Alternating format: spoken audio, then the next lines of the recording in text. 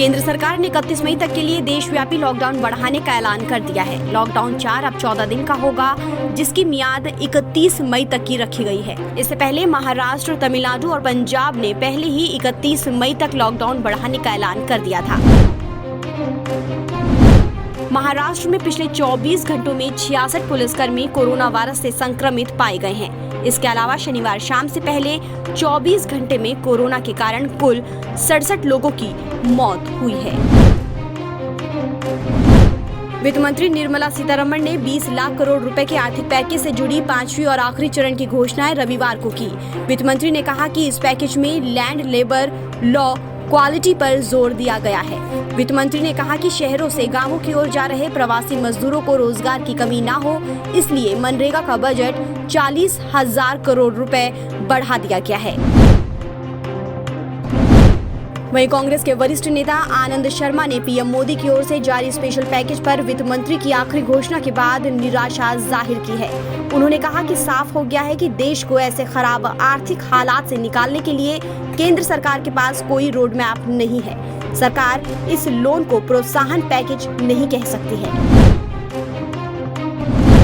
वित्त मंत्री निर्मला सीतारमण ने कांग्रेस सांसद राहुल गांधी को कहा है कि सड़क पर बैठकर बात करने से मजदूरों की समस्या का हल नहीं होगा। आर्थिक पैकेज की आखिरी किश्त की विस्तार से जानकारी देने के बाद सीतारमण ने कहा कि राहुल अगर मदद करना चाहते थे तो मजदूरों को सामान उठाकर उनके साथ पैदल कुछ दूर तक चलते, फिर उनकी मदद होती। सड़क किनारे बैठकर बातों से केवल उनका वक्त बर्बाद किया। मध्य प्रदेश में उपचुनाव को लेकर सियासी बिसात बिछने लगी है। इसी कड़ी में राज्य सरकार ने ग्वालियर चंबल को बड़ी सौगात देने का फैसला किया है। शिवराज सिंह चौहान ने एक बड़ा ऐलान करते हुए कहा है कि चंबल में बनने वाला एक्सप्रेस वे अब चंबल एक्सप्रेस वे की बजाय चंबल प्रोग्रेस वे के नाम से बनेगा। महाराष्ट्र के गढ़चिरौली में सुरक्षा बलों और नक्सलियों में मुठभेड़ हुई है। इसमें एक सब इंस्पेक्टर और कांस्टेबल शहीद हो गए। इसके अलावा 3 अन्य घायल बताए जा रहे हैं। मुठभेड़ पोयारकोटी कोपरशी के जंगलों में हुई। गढ़चिरौली पुलिस ने मोर्चा संभाल लिया। मध्य प्रदेश के रीवा के चाट घाट इलाके में प्रवासी मजदूर बेकाबू हो गए और उन्होंने यूपी और मध्य प्रदेश के बॉर्डर पर लगे बैरिकेड तोड़कर यूपी में एंट्री की। हालांकि इस दौरान वहां दोनों राज्यों की पुलिस तैनात थी, लेकिन वो असहाय नजर आई। गुजरात के राजकोट में रविवार को प्रवासी मजदूरों के पथराव की घटना सामने आई।